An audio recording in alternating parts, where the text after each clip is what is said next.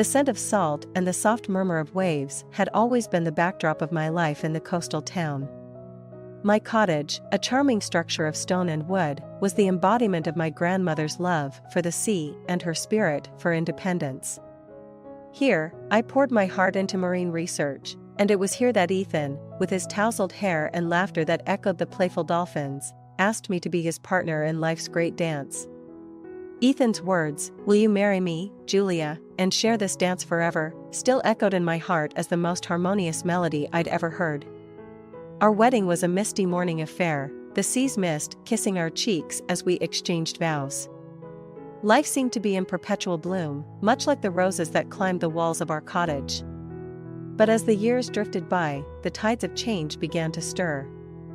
Ethan's once passionate embrace grew distracted, his mind often lost in the worlds he spun in his books. My silent companion, the sea, witnessed the subtle shifts, the soft withdrawal of his hand from mine as the seasons cycled. One evening, as the autumn leaves began their descent, Ethan's parents arrived, their faces etched with lines of worry deeper than the trenches I studied. Their home, once a fortress against uncertainties, had been claimed by an unforgiving economic tide. "Julia, my dear, we have nowhere else to go," Ethan's mother whispered, her voice a brittle leaf in the wind. His father, a stoic man, stood silent, his eyes pleading. Ethan, looking to me with hope and desperation, said, "They just need a place to weather this storm, just for a little while. Can we offer them our home?" How could I say no? This was family, and family meant anchoring each other against the capricious seas of fate. So, I nodded, and our home became theirs. Days stretched into weeks as Ethan's parents settled into a routine that clashed with the rhythm of our life. The study, my sanctuary where I'd lose myself in the mysteries of the ocean's depths, became their room. My meticulous notes and delicate samples were packed away to make space for their belongings. "You don't mind, do you, Julia?" Ethan asked one day, as we shuffled my research into boxes. "It's just until they get back on their feet." His words were meant to be reassuring, but they felt like anchors tying me down. My sanctuary was slipping away, and with it, the essence of who I was. "I don't mind," I lied, forcing a smile as I sealed another box, a small piece of myself tucked away with my research. I turned to look out the window, where the horizon blurred into the sea, wondering when the tide would turn in my favor once again.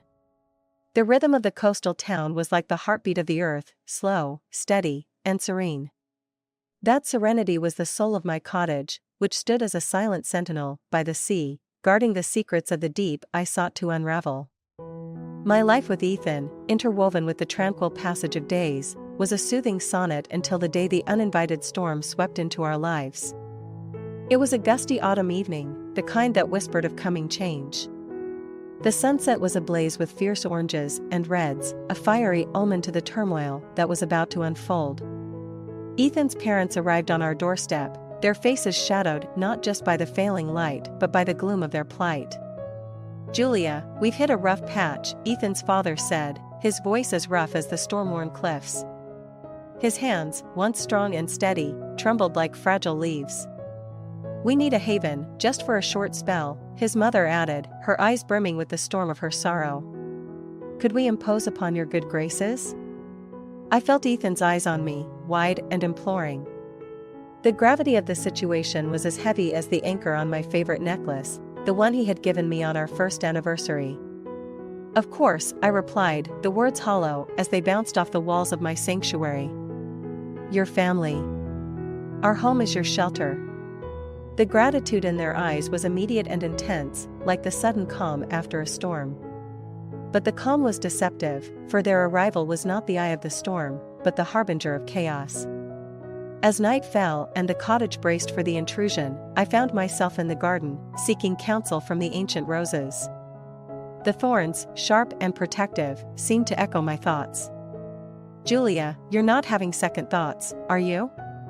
Ethan's voice broke through my reverie as he joined me under the starlit sky. I turned to him, searching his face for the man who had once understood my every silent thought. "I'm worried, Ethan. Our life is not built for such disruptions." He took my hands in his, the warmth familiar yet distant.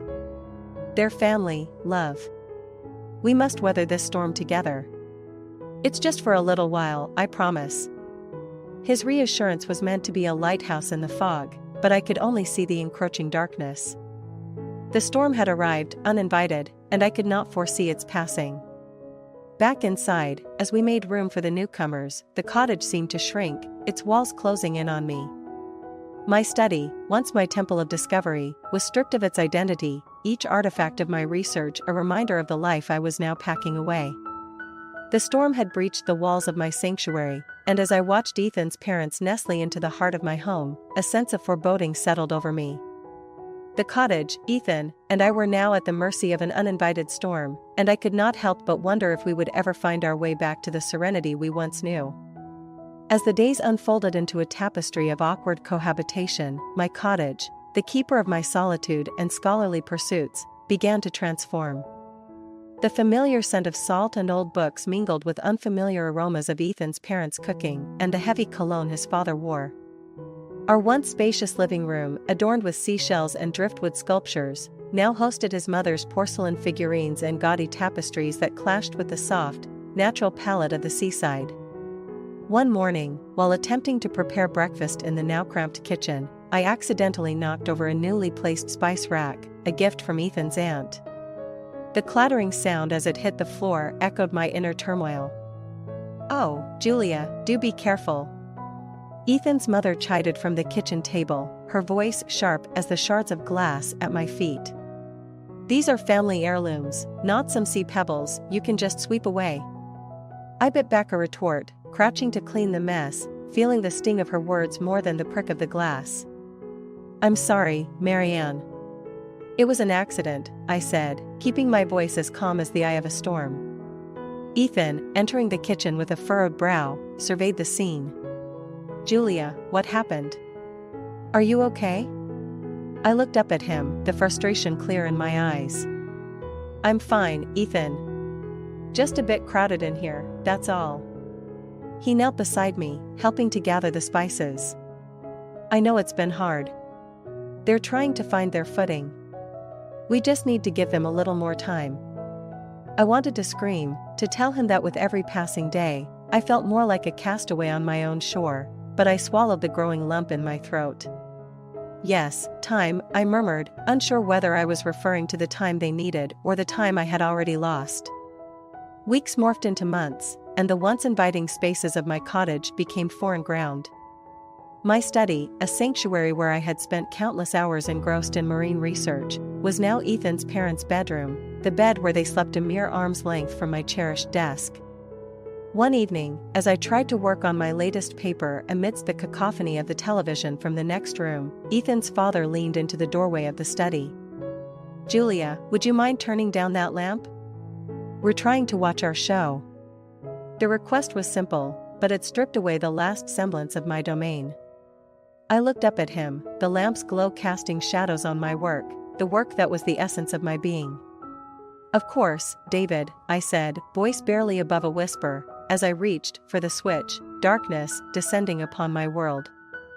That night, as I lay in bed, the sound of the ocean's waves crashing against the shore was a cruel reminder of the shore of my life that was vanishing before my eyes.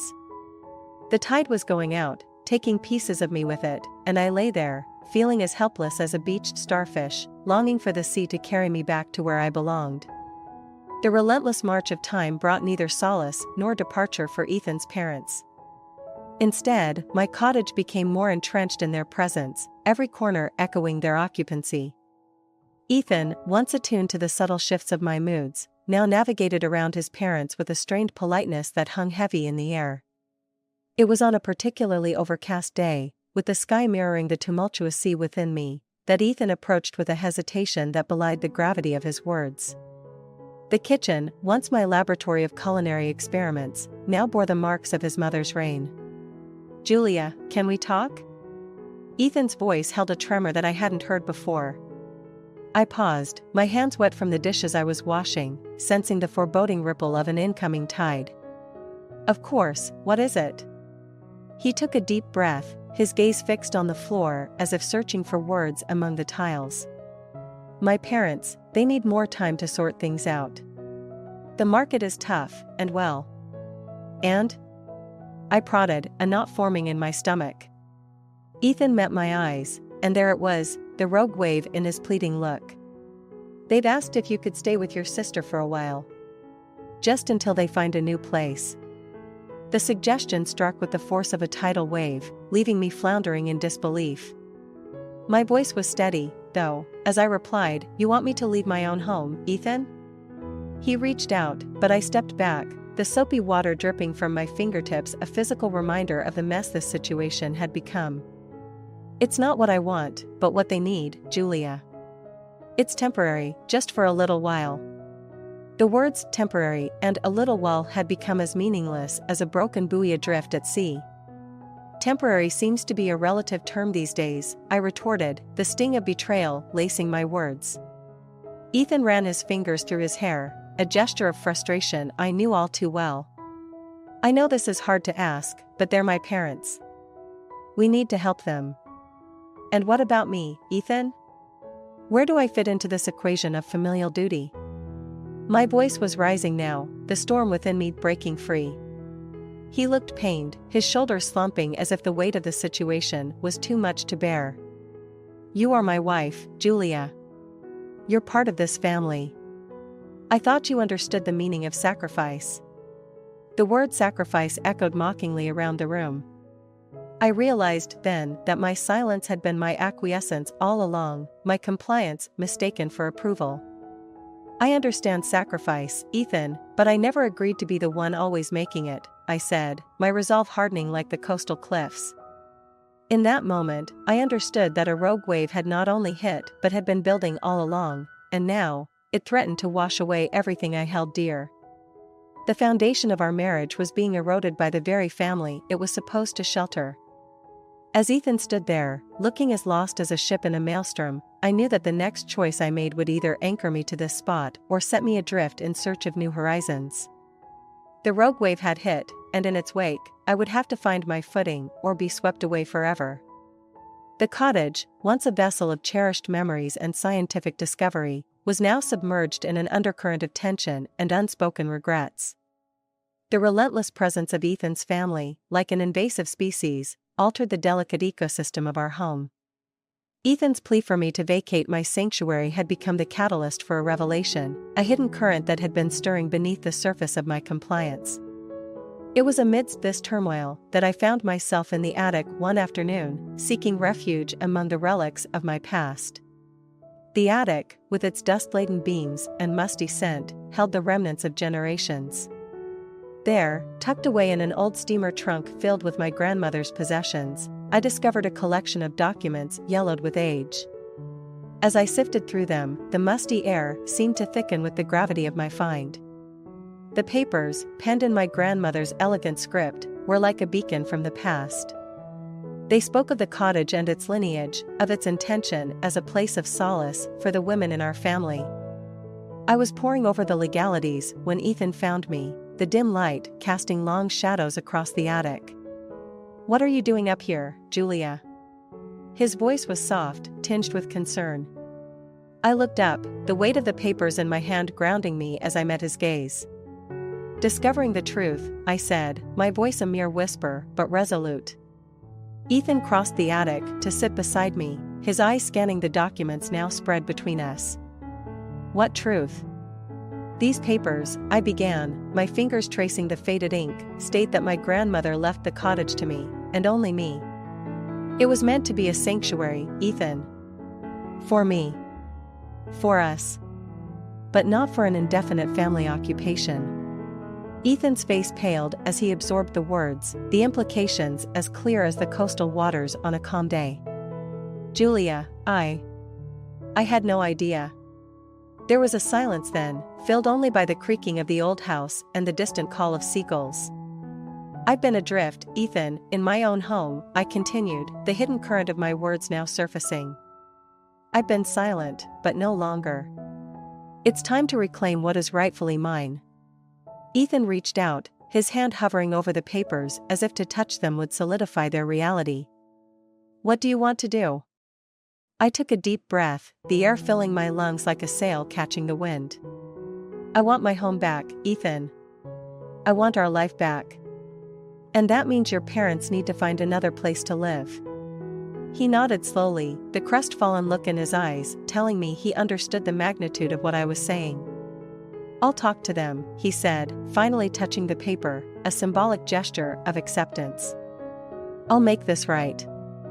As I watched him descend the attic stairs, the papers clutched in his hand, I felt the tide within me shift. The hidden current had been revealed, and with it, a newfound strength surged through me. I was the keeper of the cottage, the custodian of my own fate. And it was time for the tides to change. As the sun cast its golden net over the horizon, the cottage seemed to hold its breath, awaiting the change in the tides. The walls, once suffocating in their closeness, now stood firm around me, protectors of the legacy my grandmother had entrusted to me. The aged papers from the attic lay on the table before me, their power palpable in the silence of the early morning. I was sipping my tea when Ethan walked in, his face etched with the lines of difficult conversations had and decisions made. Julia, I've spoken with them, he began, his voice a mix of resolve and sadness. And? I pressed, setting down my cup, its clink of punctuation in the stillness. They'll leave, he said simply. They understand that this was never meant to be a permanent solution. I'm sorry for not seeing it sooner. I felt a release then, a loosening of the knot that had tightened in my chest over these past months. Thank you, Ethan. It means more than you know.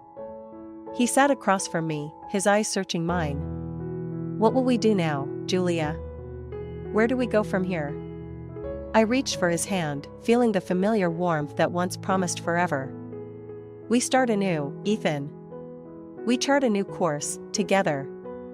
But we also set boundaries, for us, for our sanctuary. Ethan nodded, squeezing my hand in his. I want that. I want us to go back to the way things were, to find our way back to each other. I smiled, the gesture tinged with the melancholy of lessons learned. We can never go back, Ethan. But we can move forward, wiser and more aware of the currents that run beneath the surface. In the days that followed, the cottage slowly shed the remnants of its unwanted occupants. Ethan's parents, with subdued farewell, embarked on their own journey to an uncertain future. And as the door closed behind them, the cottage seemed to exhale, the air lighter and filled with the promise of reclaimed dreams. The roses outside bloomed with a vigor as if in celebration of the renewal within. Ethan and I spent our days restoring the cottage to its former glory, each brushstroke and rearranged piece of furniture an act of healing. One evening, as we sat in the garden, the sea whispering secrets to the shore, Ethan turned to me, a glimmer of the old mischief in his eyes. Julia, do you think the tides are with us? I leaned into him, my head resting on his shoulder. They are, Ethan. As long as we respect their ebb and flow, as long as we swim together with the currents and not against them. And there, with the setting sun casting a soft glow over our little haven, we began to chart our new course. The cottage, with its ivy-clad walls and ocean views, stood as a testament to the strength of one woman's resolve and the enduring power of love. It was a beacon, a lighthouse guiding us through the misty waters of life, and as the stars began to sprinkle the sky with their silver light, I knew that we would navigate this journey with grace and fortitude. For I was the ocean's daughter, and this was my shore.